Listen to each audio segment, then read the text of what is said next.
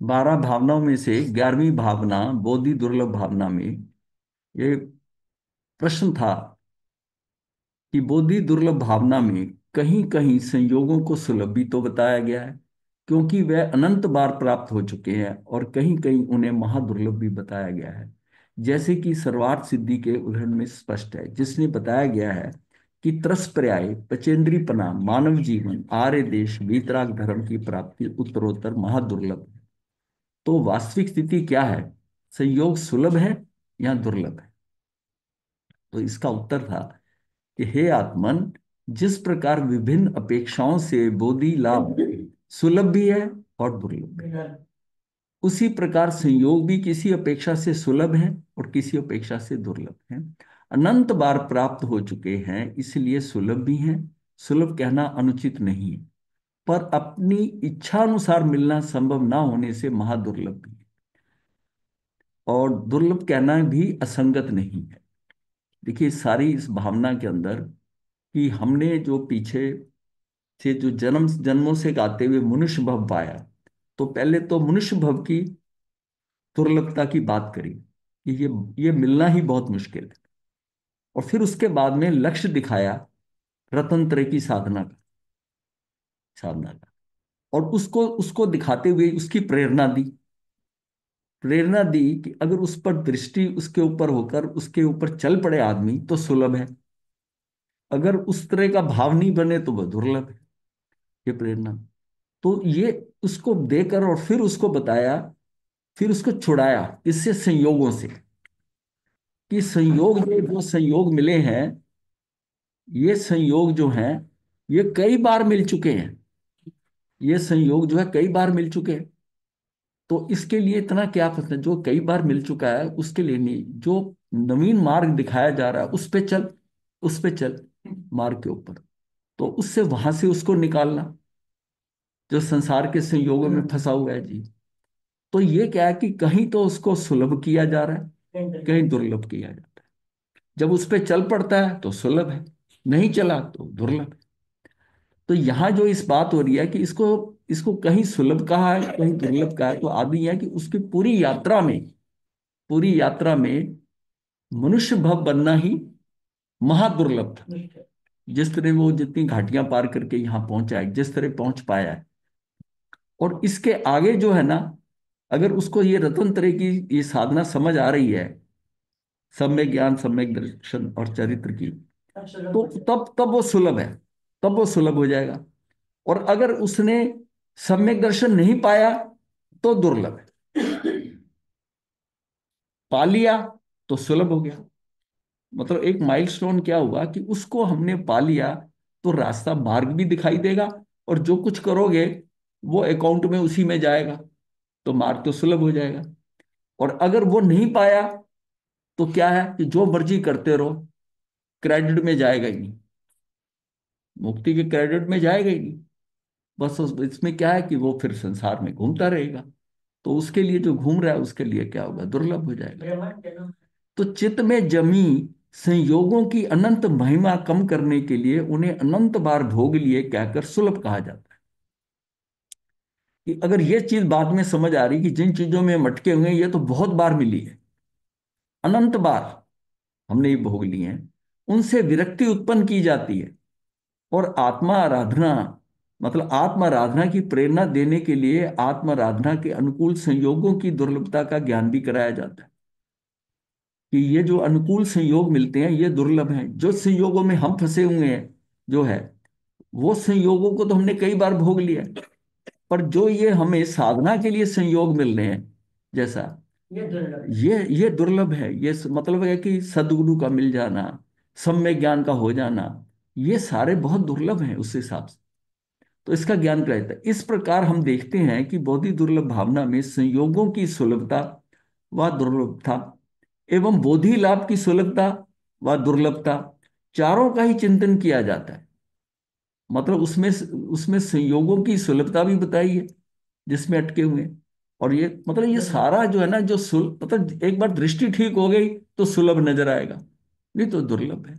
तो इसलिए कहीं कहीं प्रेरणा दिया जाती है, प्रेरणा दी जाती है, और कहीं कहीं छुटकारा कराया जाता है कि इसको छोड़ दे, ये संयोग ये बहुत है। मतलब हम कहाँ अटके हुए हैं कि ये तुझे बहुत बार मिले, ये तेरे है ही नहीं है, और लेकिन उसका आकर्षण बहुत होता है, और जो उसमें फंस जाता है उसके लिए दुर्लभ हो जाता है। तो इन उक्त चारों बिंदुओं का गंभीर चिंतन समाहित हो जाता है। ये चित्त अनादि काल से संयोगों में ही अनुरक्त है। मतलब चित्त अनादि संयोगों में, एक्चुअल में क्या है, संयोगों में बड़ा आनंद आता है उसको। जितने अनुकूल संयोग मिलते हैं, मनोज्ञ संग मिलते हैं, उसमें तो बहुत ही आनंद आता है। सारा खेल ही उसी में चल रहा है। अतः सर्वप्रथम अनेक बार, अनेकों बार प्राप्त कर लेने को उजागर कर, सुलभ बताकर, उच्छिष्ट बताकर उनसे विरक्ति उत्पन्न की जाती है। ये त्यागने योग है। इसको जो है ना, इसके लिए ये जो प्राप्त कर रहा है ना, बड़ी सुलभता से आ जाती है, लेकिन ये तेरे काम के नहीं है। और आज तक प्राप्त न होने के आधार पर बोधि लाभ को दुर्लभ बताकर उसके प्रति अनुरक्ति उत्पन्न की जाती है, कि ये जो है ना आज तक प्राप्त नहीं हुई है, लेकिन इसकी इसको बताते हैं कि इसके प्रति उसकी अनुरक्ति पैदा हो जाए, एक रुचि पैदा हो जाए। सब सारी खेल क्या है कि रुचि का है। पहले तो मुक्ति की रुचि हो गई कि नहीं? अगर मुक्ति का भाव ही है, इसका मतलब है कि जो जन्म मरण के इस चक्कर के अंदर उसको क्या हुआ कि उसको, मतलब संसार खा रहा ही नहीं लग रहा, उसको तो आनंद आ रहा है संसार में, संसार उसको बढ़िया लग रहा है, मौज है यहाँ। तो ये उसको, क्योंकि वो मनुष्य भव के अंदर नजर आ रहा है ना, वो पीछे नहीं देख रहा कि मनुष्य भव में तो अभी हुआ, बाकी इंद्र, बाकी जो जहां पर था, बेंद्री, तीन इंद्री, चार इंद्री, वहां क्या हो रहा था तेरे साथ। ये तो ये एक मुकाम है। अब इसका लक्ष्य किधर लगाना है, ये किसके लिए है, और तू इसमें भी वही काम कर रहा है, तो फिर क्या होगा कि इसके बाद जो दुख पर प्राप्त करने हैं, दुख तो वहां समझ में आएंगे ना, जब जीव मनुष्य भव में होता है। इतना सुख है, जिसके पास बहुत धन है, आनंद है, सब है, वो इतना, मतलब इतना हाँ रच पच जाता है। और रच पच के जाकर ही उस आसक्ति से उस सुखों को जो भोगना है ना, वही हमको फंसाता है, वही फंसाता है, देखो। तत्पश्चात बोधि लाभ की अति दुर्लभता का भान कराने के लिए उन्हें संयोगों को भी दुर्लभ बताया जाता है, जिन संयोगों में बोधि लाभ की प्राप्ति संभव होती है, किंतु जब चित्त बोधि लाभ की दुर्बलता से, दुर्लभता से आक्रांत होकर शिथिल होने लगता है, मतलब उससे ना होता है, तो स्वाधीनता के आधार पर बोधि लाभ की सुलभता बताकर उसे प्राप्त कर लेने के लिए पुरुषार्थ को जागृत किया जाता है, उत्साह को बढ़ाया जाता है। उसको क्या, उसके उत्साह को बढ़ाते हैं कि यहां तक हो गया, अब यहां तक पहुंच गया। एक्चुअल में सारा उत्साह कहाँ से होता है, फिर वही बात आती है कि जब सम्यक दर्शन हो जाता है तो उसको, उसका उत्साह बढ़ जाता है, क्योंकि वो जो उसके लक्षण है ना, सम संवेग निर्वेद अनुकंपा आस्था, वो लक्षण उसके पुष्ट हो जाते हैं, उसका संवेग अपने आप आएगा। निर्वेद, निर्वेद से वो छूटता जा रहा है संसार से, संवेग से आगे बढ़ता जा रहा है, संवेग से। और उसका जो है ना, उसका आकर्षण क्या हो जाता है कि ये पांच के आने से उसके पास जो है सारी चीजें जो है ना, कि उसके सम, सम का भाव हो गया, सम, और उसके साथ संवेग आ गया। तो संवेग तो उसको गति देता है उसी डायरेक्शन के अंदर, मुक्ति की तरफ को, मुक्ति की तरफ वेग जो देता है, यानी सम्यक वेग है, वो है। तो संवेग उसको मिलता है, और निर्वेद उसको वेद इससे छुड़वा रहा है, आसक्ति से। तो आस्था हो जाती है, हाँ उसको आस्था हो जाती है। और वेद जो है ना, ये जितनी हमारी लिप्साएं, कामनाएं, वासनाएं हैं, ये वेद है, इससे निर्वेद कर देता है, उसको निर्वेद करता है। और फिर क्या है, अनुकंपा रहती है, लेकिन इसमें सबसे इंपॉर्टेंट है आस्था। आस्था, कि मेरी आस्था है उसमें, क्योंकि वो आस्था के कारण, आस्था के कारण उसको सम्यक दर्शन हुआ है, सम्यक दर्शन। और ये पांच, ये कारण जो है ना, उसको अपने आप उस तरफ गतिमान करते हैं, गतिमान करते हैं, क्योंकि उसने वो जो एक बैरियर था, जो रुकावट थी, उसको पार कर लिया। इस प्रकार हम देखते हैं कि बोधि दुर्लभ भावना में चाहे संयोगों की सुलभता बताई जा रही है, चाहे उसकी दुर्लभता, चाहे बोधि लाभ की सुलभता बताई जा रही हो, चाहे दुर्लभता, पर चिंतन प्रक्रिया की दिशा रतंत्र धर्म की उत्पत्ति, वृद्धि एवं पूर्णता का बल प्रदान करने की ओर ही रहती है। मतलब उसकी, उससे क्या हुआ कि चिंतन प्रक्रिया की दिशा जो है ना, वो रत्नत्रय धर्म, मतलब सम्यक ज्ञान दर्शन चित्राणी मोक्ष मार्ग जो है ना, तो इसमें इसमें उसकी उत्पत्ति, वृद्धि और उसकी पूर्णता को बल प्रदान करने की ओर ही रहती है। उसकी उसकी चिंतन प्रक्रिया जो है ना उधर ही लाती है। सोच में क्या है कि उधर चिंतन कर लेगा, और ये यही हमारी हमारी बोधि है। इस बोधि दुर्लभता की महिमा अपार है, अपरंपार है। इसकी गति गुणगान जितने भी गाए जाएं कम है, क्योंकि ये आत्महित की ओर अग्रसर करने वाली परम पावन भावना है। पुरुषार्थ को जागृत करने वाली ये बोधि दुर्लभ भावना रत्न त्रय रूप धारण करने की पावन प्रेरणा है।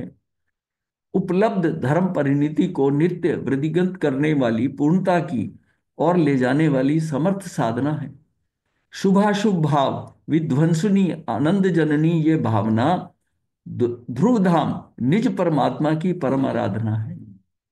ऐसी इस बोधि दुर्लभ भावना का स्वरूप भली भांति समझकर सभी आत्मार्थी जन दुर्लभ बोधि को अपने प्रबल पुरुषार्थ से सहज सुलभ बनाकर, मतलब क्या है, प्रबल पुरुषार्थ से सहज सुलभ बनाकर इसी भव में उपलब्ध कर ले। इसी पावन भावना और प्रेरणा के साथ विषय का समापन होता है।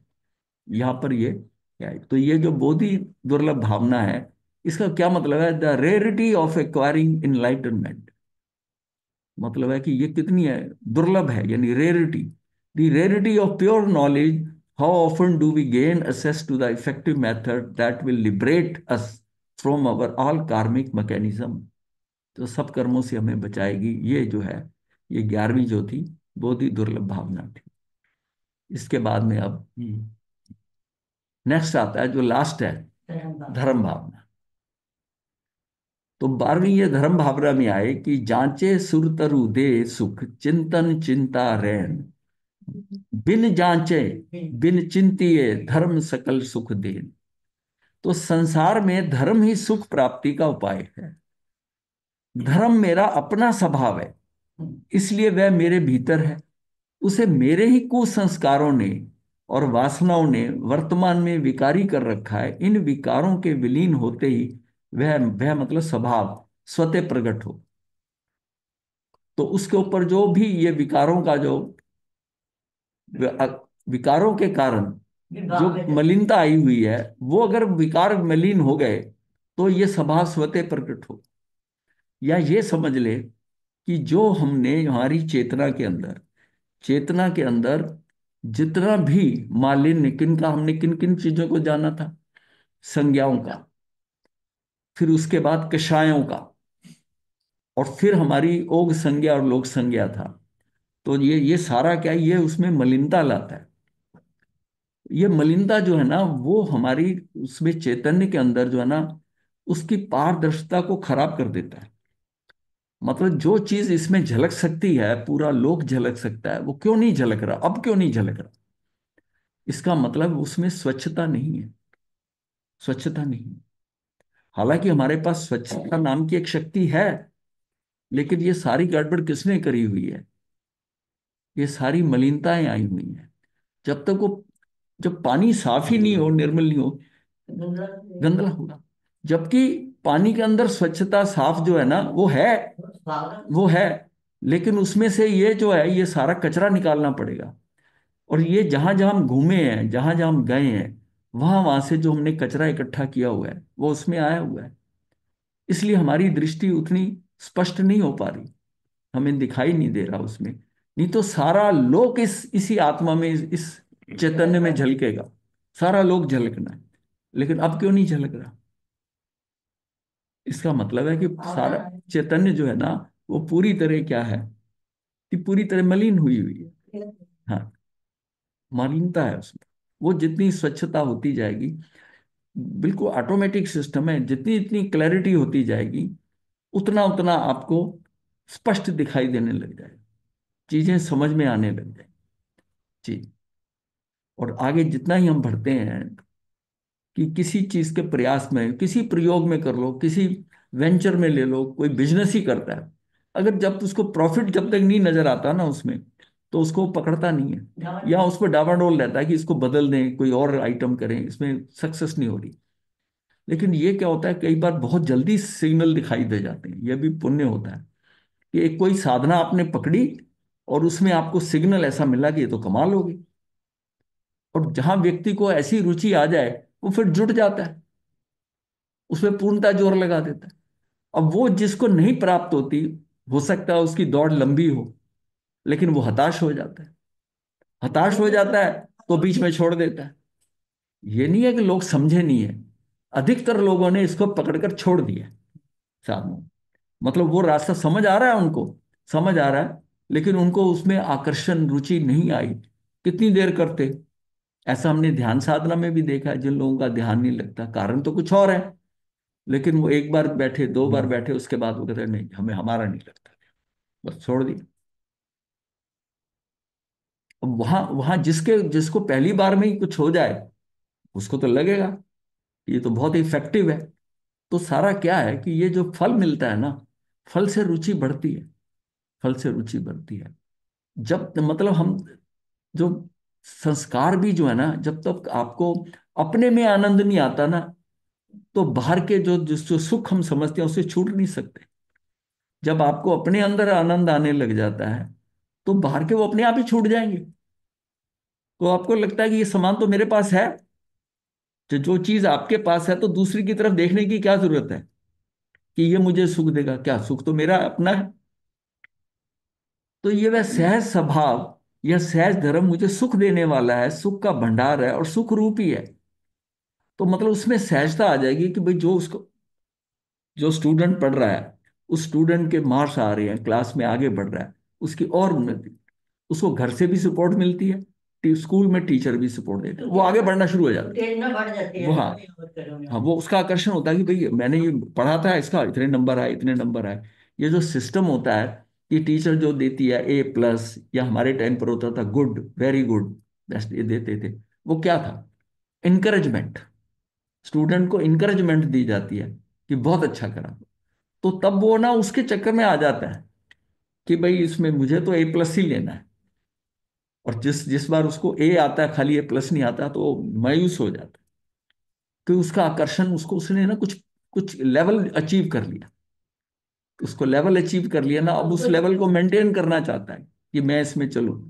इसी तरह ही साधना में भी यही है कि अगर एक बार साधना को जिसको पकड़ा, जिसको हम बड़ी मुश्किल समझते थे कि भाई ये तो करना आसान नहीं है, ये ऐसा नहीं है, वो बड़ी आसानी से हो गया।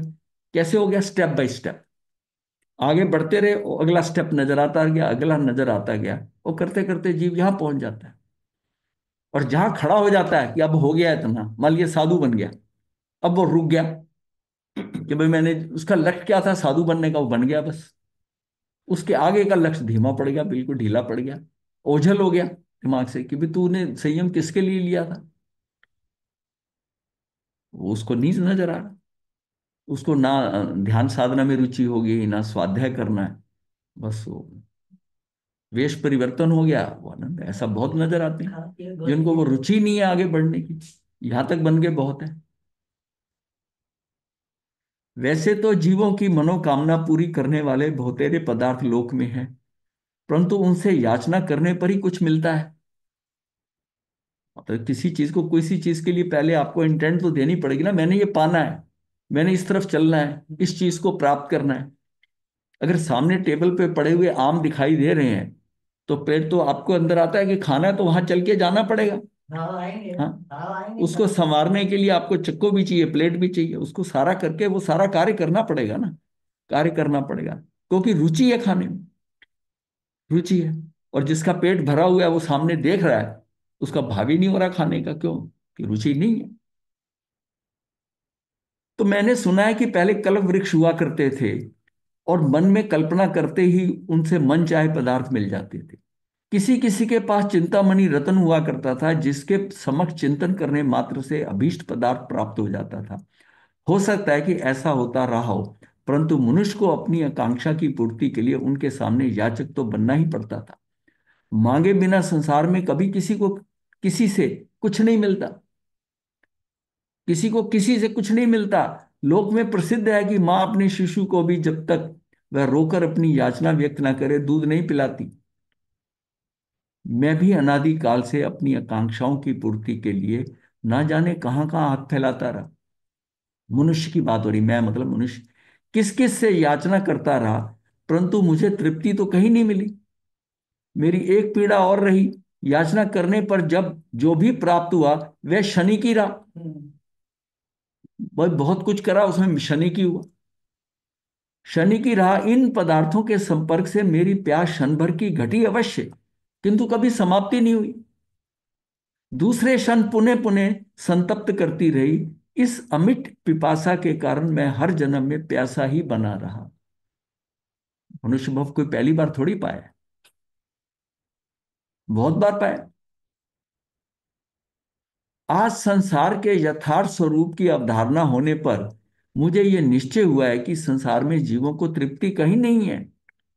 तृप्ति, संतोष और सुख यदि किसी को मिल सकता है तो वह धर्म की शरण में ही संभव है। धर्म ही एक ऐसा तत्व है जो संसार के प्रत्येक प्राणी को शाश्वत सुख प्रदान करता है। धर्म आत्मा का अपना स्वभाव है, वह तो आनंद में ही है। धर्म के साथ जीवन में सुख और संतोष की उपलब्धि, आनंद का आगमन वैसे ही निश्चित है जैसे सूर्य के साथ प्रकाश। मतलब कैसे हो रहा है कि धर्म के साथ जो जीवन में सुख संतोष को, उसका कंपैरिजन कहाँ कर दिया कि जैसे सूर्य के साथ प्रकाश। मतलब सूर्य है तो प्रकाश है, इसी तरह ही धर्म है जीवन में तो सुख और संतोष भी है। उसके लिए कोई याचना नहीं करनी पड़ती। ये तो याचना और चिंता के अभाव में ही प्रकट होता है। अगर याचना और चिंता करनी पड़ी मतलब फिर धर्म नहीं है। ये तो जब याचना और चिंता नहीं होती तब पैदा होता है। स्वभाव है ना जिस चीज के लिए यातना कर रहे हैं जब अभाव है, तो अभाव, जिस चीज का अभाव फील हो रहा है, तो मैं गरीब हूं तो महाराज कितना। जी एक बात है कि धर्म की फिर क्या परिभाषा समझी जाए। धर्म जीव का स्वभाव है अपना, जीव का स्वभाव है। और जैसा हम कहते हैं कि आत्मा ही ज्ञान है, ज्ञान ही आत्मा है। तो ज्ञान क्या है? वो ज्ञाता दृष्टा रहना। और जैसे ही वो ज्ञाता दृष्टा उसको मिलता है तो उसमें साथ में ज्ञान के साथ सुख भी साथ जुड़ा हुआ है। ज्ञान का मापक क्या? सुख है। आपको कोई चीज नई बात पता चलती है, कुछ ऐसी समस्या होती है जिसका हल मिलता है, उस समय वो हल मिलना आपको क्या खुशी कौन दे रहा है? उसका हल का जो जो उसका सोल्यूशन मिल गया आपको, वो अंदर एक सुख की करता है। इससे जब नवीन ज्ञान है, कुछ हम पढ़ते हैं, आगम पढ़ते हैं, उसमें कोई चीज ऐसी हो कि जो हमारी अटकी हो, वो स्पष्टीकरण हो जाए उसका, वो स्पष्ट हो जाए, तो बड़ा आनंद आता है अंदर, एक फीलिंग होती है। जो प्रॉब्लम, और कभी कभी और आनंद बताता हूं कि कभी आपने कोई प्रॉब्लम आपकी हो और चिंतन करते करते आपको उसका हल खुद ही पता चल जाए, खुल ही जाता है, फिर देखो कितना आनंद आता है। अरे वाह, ये तो उस टाइम मेरे ध्यान में ही नहीं आया, ये मैंने सोचा ही नहीं हाँ था। सोचा ही नहीं था। फिर एक दो को बता भी सकता है, वो इतना खुश हो जाता है कि वो बता सकता है कि जैसे जैसे एक व्यक्ति की ना, जीव की एक होता है कि जब उसको सुख और कोई चीज प्राप्ति होती है ना, उसका भाव होता है कि मैं किसी और को व्यक्त करूं, तो दूसरे को बता। किसी जगह वो बढ़िया चीज खा के आता है ना, कोई अच्छी चीज देख के आता है, उसका क्या भाव होता है? इसको बताऊं हाँ, तो भी कि खा फलानी जगह ये चीज मिलती है, बहुत ही बढ़िया बनाता है। हम्म, तो ये तो है ही है ना। तो जो जूली बठिंडा में मिलती है वो कहीं नहीं मिलती। ਤੁਸੀਂ ਮਸੂਰੀ ਕਰਤੀ ਆਲ ਇੰਡੀਆ ਚ ਹੈ ਆਲ ਵਰਲਡ ਚ ਮਸੂਰੀ ਕਰਤੀ ਤੁਸੀਂ ਜੁਲੀ ਦੀ ਆਲ ਵਰਲਡ ਚ पूरी दुनिया में मशहूर कर दी। उसके लिए कोई यात्रा नहीं करनी पड़ती, मतलब पता है ना कि वहां की है तो है अच्छी, मतलब हर जगह की स्पेशलिटी है कि वहां पर ये आनंद आता है, आनंद आता है। अब जो लोग कुंभ कला में यहाँ पर आते हैं, वो घर से वहां से निकल के आते हैं उनको थोड़ा आनंद आता है, खासतौर जो पहली बार आता है, वो बड़ा इस चीज का लगता है कि ये तो ऐसे स्थान हमें तो पहले पता ही नहीं था कि ये इतना पास में। हम पंजाब में इतनी देर से रह रहे हैं कि ऐसा है, उसका एम्बियंस इतना अच्छा है, वातावरण इतना अच्छा है, बड़ा रिलैक्स होकर हमारा आगे 2-4 घंटे तो ऐसे ही पास हो जाते हैं। तो ये क्या है कि ये मतलब है कि ये सुख जो है ना, जब है, जैसा आपने नहीं सोचा वैसा हो गया, जैसा नहीं पता था वैसा पता चल गया, और उसके लिए कोई आपने याचना नहीं करनी पड़ती। ये तो याचना और चिंता के अभाव में ही प्रकट होता है। अब कोई ये बता दे वो जगह बहुत सुंदर है, वो फलानी जगह की मिठाई बहुत बढ़िया है, इतनी बढ़िया है। अब उसका लेवल अलग है, उसके दिमाग में होगा ये बढ़िया है। वो जाकर वहां करता है, देखता है, कहता है इतनी बढ़िया तो नहीं है जितनी तारीफ की थी। ये स्थान, जो पहली बार खुद देखता है उसको वो डिफरेंस नजर आता है, उस चीज को इतना प्रोजेक्ट हम कर देंगे ये तो बहुत ही बढ़िया है, एक बार आके देखो ये करो। वो उसकी एक्सपेक्टेशन ऐसी हो जाती है। और यहाँ आता है, वो कहता है हाँ साधारण, हाँ ठीक है, ठीक है। अब क्या वो मापदंड बदल गए, मापदंड बदल गए। तो ये जो है ना, इसका मतलब हमारे अंदर यातना और चिंता का अभाव होना चाहिए, मतलब अपेक्षाएं हमारी खत्म हो जाए ना, अगर इच्छाएं खत्म हो जाए, तो उससे क्या है, उससे हमें और ही मतलब अगर किसी चीज की हमें अपेक्षा ही नहीं है, वो जैसा आता है वो हमें स्वीकार है, तो फिर तो आनंद ही आनंद है, फिर तो सुख ही सुख है। धर्म भावना पर विचार करते समय एक बार ये विचार करें कि हमारे जीवन में धर्म की आवश्यकता क्या है। धर्म की आवश्यकता क्या है, किस बात का ये सुख मिल रहा है। तो हम जीवन में जो कुछ भी करते हैं वह तीन शक्तियों के माध्यम से करते हैं। ये तो योग है हमारे, क्या है, मन वचन और काया, यानी मन वाणी और शरीर। चाहे हम शुभ करें या अशुभ, चाहे पुण्य करें या पाप, उन्हें करने के साधन तो ये तीन ही है। पाप के कार्यों से हमारा अपना अहित तो होता ही है, दूसरों का भी अनिष्ट होता है। हमारी करनी का प्रतिफल हमारे परिवार को, हमारे समाज को, हमारे राष्ट्र को भी प्रभावित करता है। सूक्ष्मता से विचार करें तो हम पाएंगे कि एक व्यक्ति की करनी से कुछ सीमा तक पूरी मानवता प्रभावित होती है। एक व्यक्ति कोई गड़बड़ करता है ना, एक व्यक्ति का डिसीजन, उससे सारी दुनिया प्रभावित हो जाती है। कैसे प्रभावित, जहां जहां भी देखो, किसने किसी ने एक हरकत की है, चाहे रावण, रावण का सीता को उठा के ले जाना, चाहे दुर्योधन का ले लो, मतलब एक एक व्यक्ति का कार्य है, और उसका भुगतान कितनों ने किया है। कितनों ने किया है, एक व्यक्ति। एक व्यक्ति की भावना यह है कि ये हार और हाथी, ये मेरे पिता के ही, मुझे मिलना चाहिए, कोई मैं राजा, बस। कितना बड़ा युद्ध हो गया, 1 करोड़ 80 लाख खत्म हो गए। इतना जीव कभी नहीं मरा, किसी वर्ल्ड वार में भी नहीं इतना। 1 करोड़ 80 लाख लोग। लेकिन यहां पर युद्ध हुआ महावीर के समय में ही, चौथे आरे में हुआ है वो भी। तो ये इसमें क्या है कि जो एक व्यक्ति की करनी से कुछ ऐसा पूरी मानवता प्रभावित होती। अभी अभी भी जो युद्ध हो रहा है यूक्रेन का, एक व्यक्ति की अड़ है कि मैं ऐसा नहीं मानूंगा बिल्कुल, और उसके कारण आज लाखों लोग दोनों तरफ मर गए हैं। तीन, कितना विध्वंसकारी कार्य चल रहा है, हर रोज पता नहीं कितने लोग मर जाते हैं। तो ये क्या है कि एक व्यक्ति के कारण, तो एक व्यक्ति की करनी से कुछ सीमा तक पूरी मानवता प्रभावित होती है। यह प्रतिक्रिया अस्वाभाविक नहीं है, क्योंकि व्यक्तियों के समूह से ही समाज और राष्ट्र बने हैं। इस दृष्टि से हमारे अपने कल्याण के लिए तथा समाज, राष्ट्र और पूरी मानवता के हित के लिए यह आवश्यक है कि हमारे मन वचन काया की प्रवृत्तियां निर्दोष हों। इसका मतलब प्रभाव सब पे पड़ता है। एक आदमी गलत काम करता है, एक कुछ करता है, तो कितने लोग प्रभावित होते हैं, कितने लोग प्रभावित होते गुरु इसीलिए कहा गया एक मछली सारे तालाब गंदा कर देती है, हैं। हाँ शायद इसी बिल्कुल का, ठीक है। इसी के लिए का बोला गया हाँ भाई। एक, हाँ, वे किसी के लिए भी घातक नहीं, मतलब ऐसे निर्दोष किसी के लिए हम घातक ना बने। क्योंकि हम समझते हैं कि हम जो एक कोई गलत काम करते हैं, एक क्रिया करते हैं, आपको तो नुकसान होता ही होता है, उसका इफेक्ट आपके परिवार पे भी जाएगा, परिवार से समाज पे भी जाएगा, इसमें कुछ और लोग इन्वॉल्व हो जाते हैं, तो उसका क्या है कि सबको प्रॉब्लम आती है। इसी तरह राष्ट्र के लेवल पे भी कई चीजें होती है, एक आदमी का डिसीजन होता है और उसके कारण वो सारा जो है उसकी प्रॉब्लम कितनी हो जाती है। एक आदमी का सही डिसीजन हो जाए, महात्मा गांधी की तरह, तो उस तरह क्या है कि वो देश के अंदर उन्होंने अलग क्रांति चला दी, जो कभी किसी ने समझ नहीं आई थी कि ऐसे भी कोई आज़ादी मिलती है। हमने इससे पहले आज़ादी जो थी सब लड़कर ली है लोगों ने आज़ादी। उन्होंने क्या है कि कोई लड़ाई नहीं की है, तो उन्होंने तो सिस्टम से लड़ाई करी, किसी व्यक्ति से लड़ाई नहीं करी है, उसके अगेंस्ट खड़े हो गए, बस हो गया, सत्याग्रह कर दिया और उससे आ गया। यदि हम वाणी के माध्यम से कोई अवांछित कार्य करते हैं तो हमारी सभ्यता या हमारा समाज हमें रोक लेता है। शरीर द्वारा कोई समाज विरोधी या अनैतिक आचरण हम करते हैं तो राष्ट्र के नियम और कानून हमें रोक देते हैं।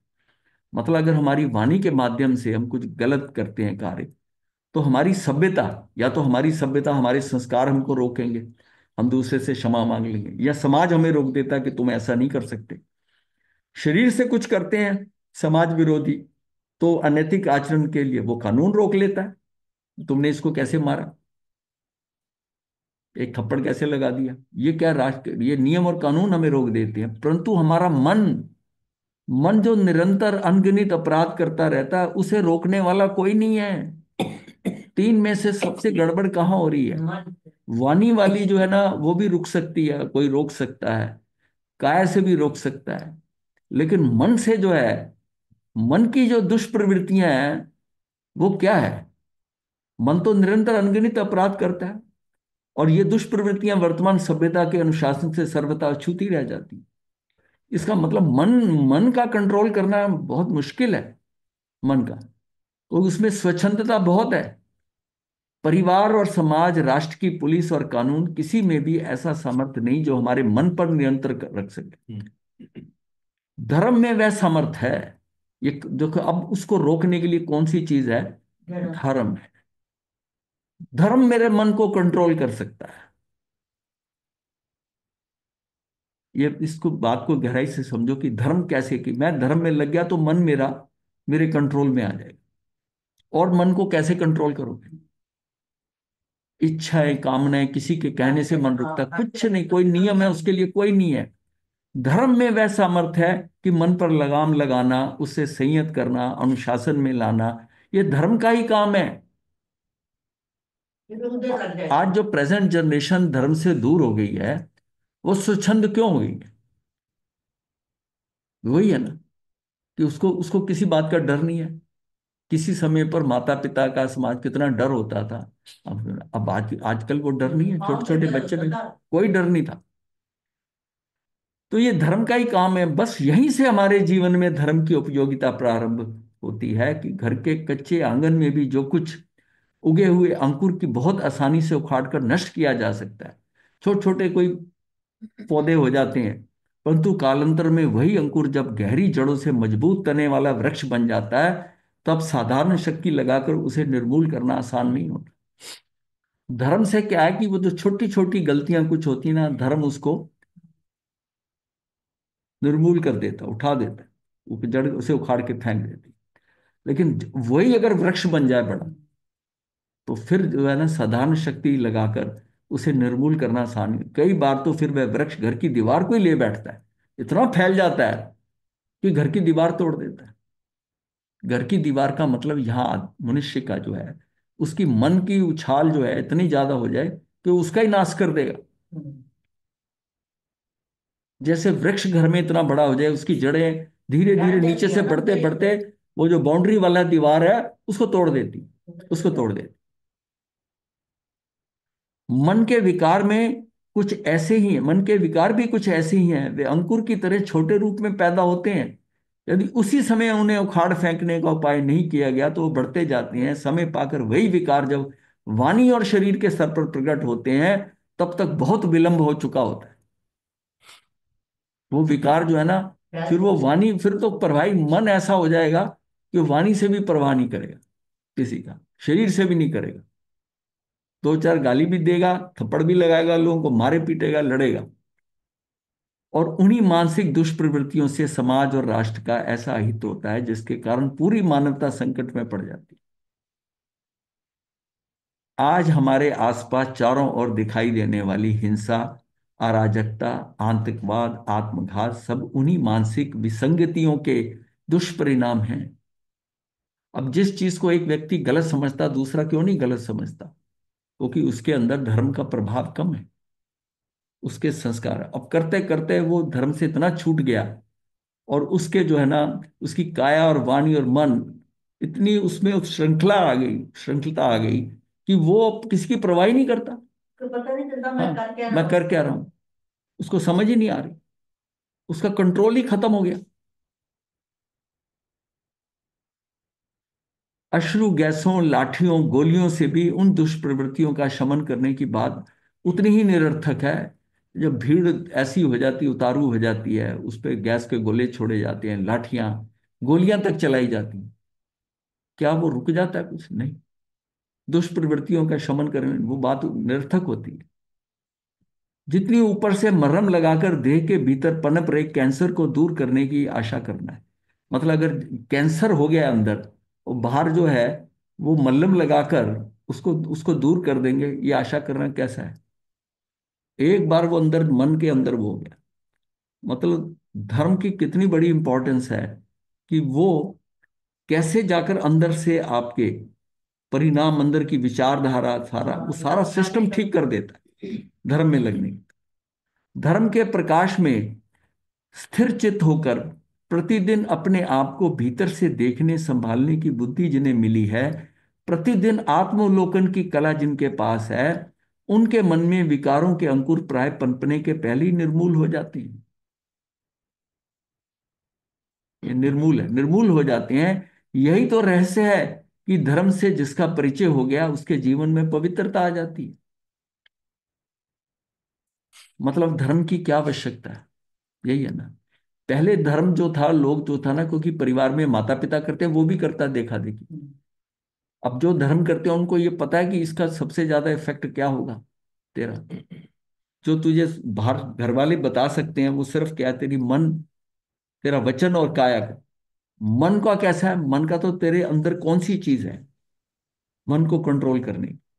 शिवा टापा। हाँ, अभी आके चुका पहला ना शिवा। मन को कंट्रोल करने की हमारे ब्रेन में जहां मन होता है ना, वहां एक और रसायन टाइप होता है जिसे हम कहते हैं धृति। धृति भी उस समय पैदा होती है मन के अंदर। अब जैसे जैसे हम धर्म करते हैं संस्कार में, वो धृति उतनी स्ट्रांग हो जाती है जो मन को पूरा कंट्रोल।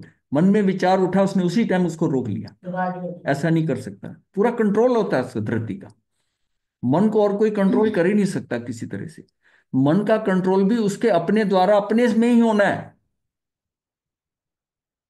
ये एक उसके अंदर शक्ति है, धृति। यानी एक ऐसा रसायन, जैसे मन उछलता है तो धृति उसको रोकती है और वो साथ साथ चलती है। लेकिन ये अगर कमजोर हो जाए धृति जो है, तो फिर मन में मन, फिर तो मन का जो आएगा वो करेगा। हावी हो जाता है। हाँ। आप जिसके मन में ऐसी विचारधारा, ये कितना, इतने छोटे बच्चे में भी जब वो छोटे छोटे, उसको जैसे नवकार मंत्र सिखाया जाता है, वो सिखाया जाता है उसको, साथ में अगर ज्ञान दिया जाता है, तो वो सारा क्या है, जैसे बच्चे को सिखाया जाता है कि झूठ नहीं बोलना, सत्य बोलना है। ये सारी चीजें उसको कंट्रोल कर रही हैं। ये सारी चीजें कंट्रोल कर रही है कि चोरी करना पाप है, झूठ बोलना पाप है, किसी को दुखी नहीं करना, लड़ना नहीं है। वो धीरे धीरे माता पिता जो बताते हैं वो देखता है, तो उसके अंदर वो संस्कार आ जाते हैं। उसका वो, हाँ, वो करेगा, वैसा करेगा, वैसा करेगा। और वो शुरू में ये बीज पड़ जाता है उसमें। क्या है ये, क्या है ये सेल्फ कंट्रोल क्या है? यही है ना। कई बार उसका भाव आएगा मैं ऐसा करूं, फिर अपने आप को रोकता है, नहीं ये गलत है, घर पे डांट पड़ेगी, ऐसा होगा, टीचर ही। जिस बच्चे में ये कंट्रोल आ जाता है कि कल टेस्ट होना है, मैंने उसमें नंबर ज्यादा लाने, या टीचर ने ये कहा है इसकी ये बुक और कॉपी लेके आना है, उसको याद रहता है। क्यों? उसका इंटरेस्ट है पूरा। कि टीचर से उसका क्या है कि टीचर मुझे डांटे नहीं, मैं डांट नहीं सकता। टीचर कहता है तो उसको इफेक्ट होता है उसका, कि मेरी गलती पॉइंट आउट करेंगे, उसको अच्छा नहीं लगता। और जिसको परवाह ना हो टीचर की, वो बस्ता उठा के चलता है, लाया नहीं लाया क्या, टीचर है क्या कर लेगा। ऐसे स्टूडेंट मैंने देखे हैं, टीचर कुछ कहने लगा ना, उसने हाथ आगे कर दिया।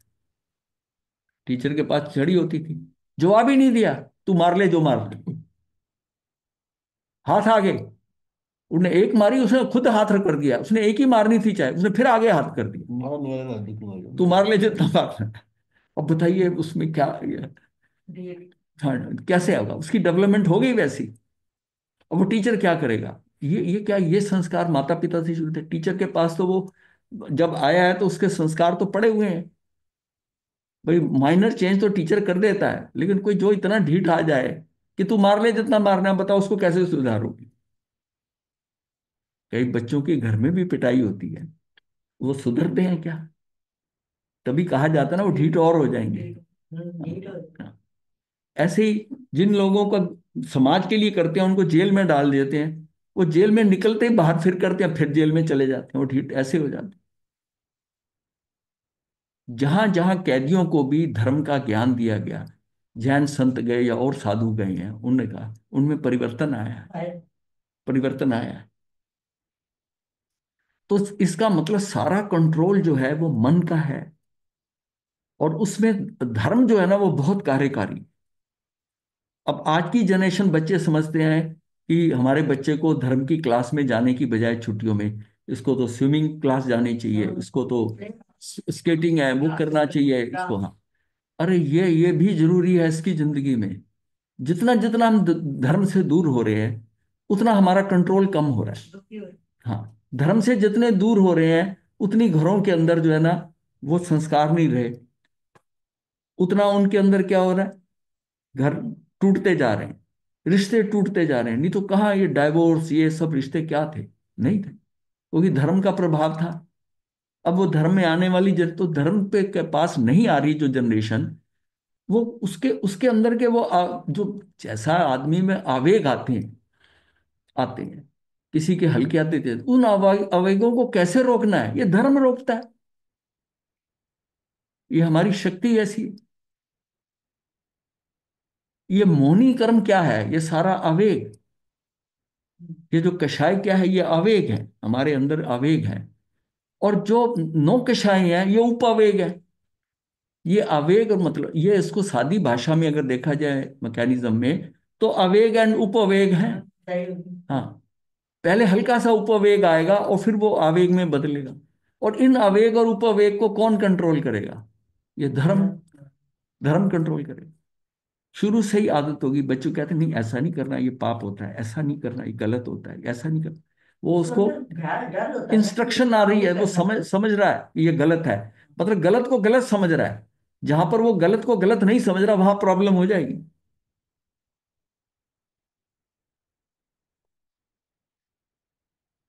तो इसमें है कि धर्म के प्रकाश में स्थिर चित्त होकर प्रतिदिन अपने आप को भीतर से देखने संभालने की बुद्धि जिन्हें मिली है, प्रतिदिन आत्मलोकन की कला जिनके पास है, उसके मन में विकारों के अंकुर प्राय पनपने से पहले ही निर्मूल हो जाते हैं।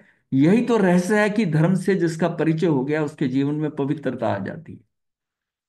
इसके विपरीत धर्म की किरणों से जिसका अंतर प्रकाशित नहीं है, अंदर कोई रोशनी उजाला नहीं हुआ धर्म की किरणों से, उसके भीतर मोह के अंधकार में कषायों और वासनाओं की जड़ें गहरी बैठती जाती हैं। मतलब उसकी उसकी लेयर बैठती जाती है, एक पेट पे दूसरी पेट, लहरें ऐसी उतनी आती हैं कि उसके ऊपर वो कवर करती जाती हैं, उनकी शक्ति बढ़ती जाती है, और फिर धीरे धीरे वो कच्चे घर की दीवार की तरह पूरे व्यक्तित्व को आत्मसात करके विषाक्त कर देती। तब अपनी चेतना को और विकारों को अलग अलग पहचान पाना भी कठिन है, कठिन होता है। दोनों की सत्ता बिल्कुल एक में एक दिखाई देने लगती है। यह सब एक दिन में या एक जन्म में नहीं होता, जन्म जन्म की वासनाएं इस विश्व वृक्ष का पोषण करती हैं, राग द्वेष की अविच्छिन्न धारा इसे सींचती है। मतलब राग द्वेष की अविच्छिन्न ना छूटे, राग भी हो रहा है द्वेष भी हो रहा है, सींचती है। और अविद्या का हठाग्रही संस्कार इसका संरक्षण करते रहती है। माया के कारण अविद्या, अज्ञानी, अज्ञानी क्या, वो हठाग्रही करके संस्कार ऐसा है। अब जिसको हम कुछ साल पहले 20-30 साल पहले गलत समझते थे, आज की जनरेशन उसे ठीक कहती है, ठीक समझती है उसको। तो अपनी इस विकार अवस्था का विश्लेषण करके उसमें भी अपनी सहज चेतना को पृथक अनुभव करना बड़े कौशल का काम है। इसके बाद विकारों को निर्मूल करते हुए अपने भीतर की विशुद्धि को बढ़ाना सच्ची साधना है।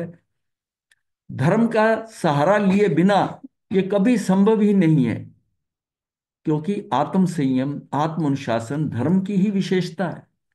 धर्म के बिना किसी प्रकार का भी अभ्यंतर, मतलब अंदर का जो शुद्धिकरण है, वो प्रारंभ नहीं होता।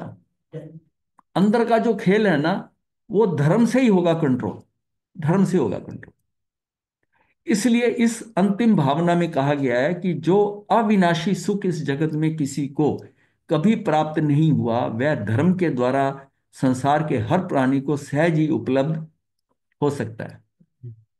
वास्तविकता तो यह है कि इंद्रियों को लुभाने वाले जिन पदार्थों में या जिन क्रियाओं में हमने सुख मान रखा है, उनमें सुख है ही नहीं। वह तो अल्पकाल के लिए हमें भरमाने वाला सुखाभास है। चलो, ये मन को भरमाने वाली बात है। विषय वासनाओं से मिलने वाले सुख अंत में दुख स्वरूप ही हैं, दुख स्वरूप ही हैं, और आगामी काल के लिए दुख की ही जड़ है। तो कवि भैया भगवती दास अनुसार, जा सुख को तू सुख कहे, सो सुख तो सुख नाही, ये सब सुख दुख मूल है, सुख अविनाशी आही। अर्थात जिस सुख को तू सुख मान रहा है वह सुख नहीं है, वह तो विनाशवान होने से दुख रूप और दुख मूल ही है। जो विनेश्वर हो वह सुख कैसे हो सकता है? जिसका नाश हो सकता है वो सुख कैसे हो सकता है? धर्म की तो परिभाषा ही इतनी है कि वह सबको सदा के लिए सुखी करने का सामर्थ्य रखता है। कुछ जीवों को कुछ समय के लिए सुख का आभास दिलाने वाला साधन चाहे जो भी हो, वह धर्म कदापि नहीं हो सकता। महाराज जी आकाशना करा दो। धारणा प्रमाण है, बोस रे बोस। हाँ जी।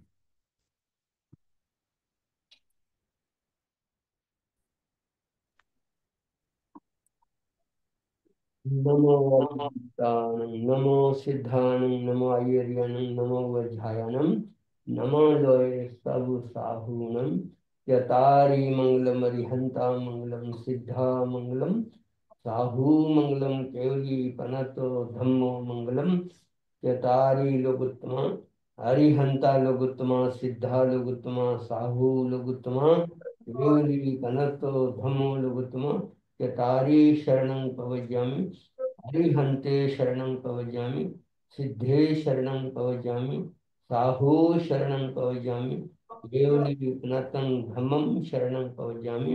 एक मंगल करने शुभ करने मंगल करने तेन बंदा में हाँ महाराज जी। जी।